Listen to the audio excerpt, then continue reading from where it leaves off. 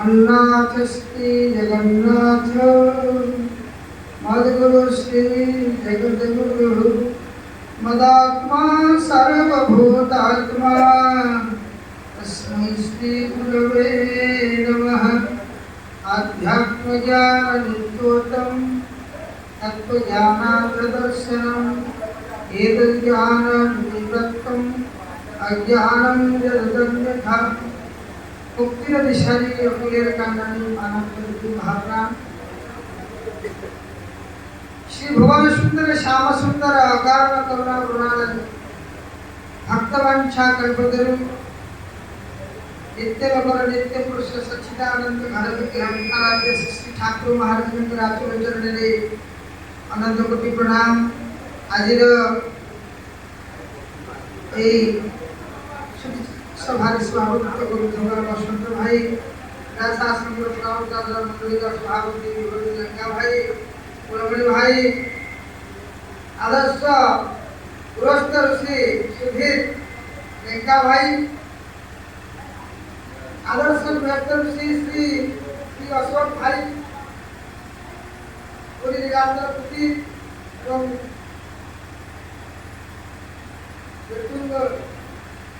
आसन मंदिर से भाई सहित भाई जड़ित संभाषण नंद बाबांकर परिवार आसला समस्त भाई और माँ भाई को समस्त को जय गुरु संभाषण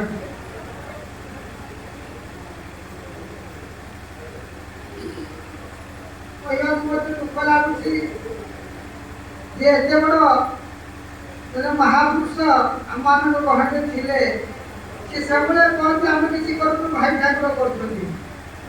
कर कम से कम 10 वर्ष सहित जड़ित घरे से ऊपर घर की ठाकुर जगह खाती 8 घर मत से नहीं जाती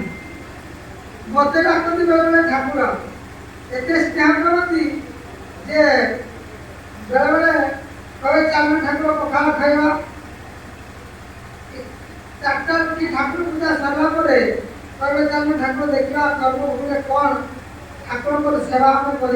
से निजे जाकि से मंदिर में विभिन्न आर्ट करती काम करती राति 3टा उठी दीर्घ 10टा 11टा से सहन करती देखी निजे आरती पूजा करती एवं ऑफिस ऑफिस काम करती माटी आमर अच्छा बर्तमान धर्मपत्नी और सी ठाकुर परिवार माँ संपूर्ण परिवार आम शासन परिवार एवं से भाई की दुकान भाई की एत भल पाती ठाकुर की एत भल पाती भाई ठाकुर शब्द व्यतीत अन्य शब्द मुखा कहानी से कहती भाई ठाकुर जहाँ कहते आम इच्छा करूँ कौन आम सब जानी कि हम बोली आम गोटे बातरा दिलु बापा श्यामनंद माँ सरवाला देवी सी बेटू हाईस्कूल टीचर थे समस्त डाकती श्याम भाई को सरवाला माँ को से भुवनेश्वर आसी करेंगे भाई ठाकुर कृपा रही मो भाई जन पढ़ुला लोक चाकरी नक आसी कहीं मिल था कहीं बाजी ना मिल था सरवाला आईटीआई कॉलेज धाम गुरुकुल आश्रम लक्ष्य था ये गुरुकुल माध्यम मनुष्य तैयारी करवा मनुष्य देवत्व ईश्वरत्व ब्रह्मत्वटी लक्ष्य था तेणु क्या निरव भाव कार्य करते अनेक समय देखी सबरी सेवा सब सेवा आरंभ कर ठाकुर रोषई सेवा पर्यंत से रोषे सारे खावे भंडारे खाते पशि जाए कहती आशा आस ठाकुर देख देख अपन लीला चल ये ठाकुर लीला जब भाई ठाकुर न आते तो आम कौन देखी पाते आमको सेवा मिलता आम ये रही पाते ये जो आनंद नित्य भाव आनंद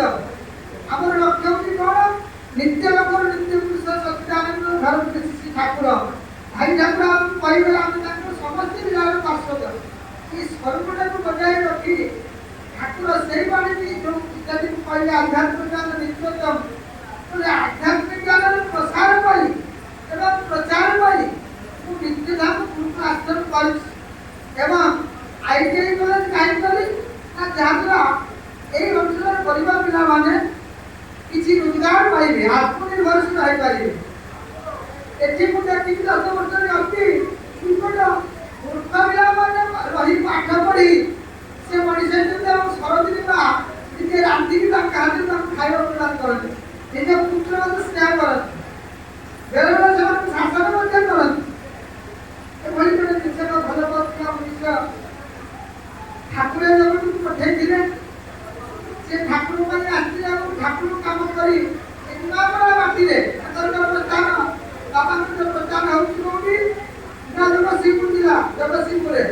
ଶ୍ରୀରାମ କୋଉଠି ବିଷ୍ଣୁ ପାଠି ଯୋଉଠି ସାଂସ୍କୃତିକ ଅନୁସାରେ ତାଙ୍କ ଭାଇ ଟିଚର ଥିଲେ ତାଙ୍କ ଦେହଟା ପରକାଳ ମଧ୍ୟରେ ଗଢ଼ା ଏବଂ ସେ ଏହି ଦେହରେ ରହି ମଧ୍ୟ ବିଧେଇ ମାନେ ତାଙ୍କର ଦେହ ପ୍ରତି କୌଣସି ଆସକ୍ତି ନଥିଲା ସେ ସବୁବେଳେ କହୁଥିଲେ अनासक्त कर्म फल कारण कर्म करोति स सन्यासित योगीश्वर निरति न चाक्रिय और तब तो सन्यासी रे ठाकुर आमे निष्काम करी मध्य ब्रह्मचर्य शिवकृष्ण का हरिभूषण मित्र भई आमे ओटी सामने टिकी ठाकुर काम करछु आमु करुणा सागर हरि भरोसा हरि ठाकुर मित्र अछति बोले आमे करू तेणु सबले भाबे ए आसिया पूर्वरु से जीवार देहर क्या करे पुलिया दिन पूर्व आसी बसिकी कले कोन ठाकुर तुम आश्रय पड़े तुम चलो आरती हवा प्रसाद पाई দিব बसिनार में सत्य मिल आश्रय की गाड़ी दे सेतेबे सभा के बसिना ठाकुर बड़ी शांति व्यक्ति काम है करो तो जागा आसी हमर अशोक भाई गुरुदेव श्री अशोक भाई से मध्य से आस्थादी ताकर बड़ भाई से मध्य ठाकुर महापुरुष साधकरी काली मंदिर करती जड़े महापुरुष महापुरुष से मध्य रामकृष्ण ठाकुर जड़े कालीपुत्र एवं परिवर्तित होने छठ आश्रम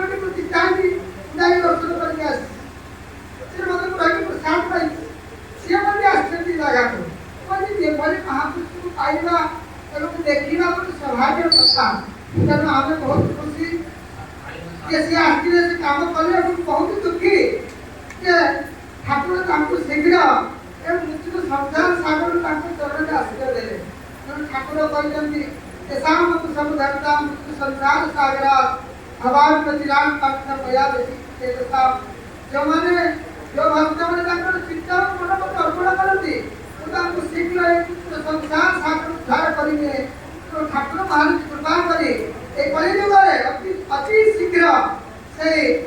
निष्काम भक्त गृहस्थ ऋषि प्रदीप चंद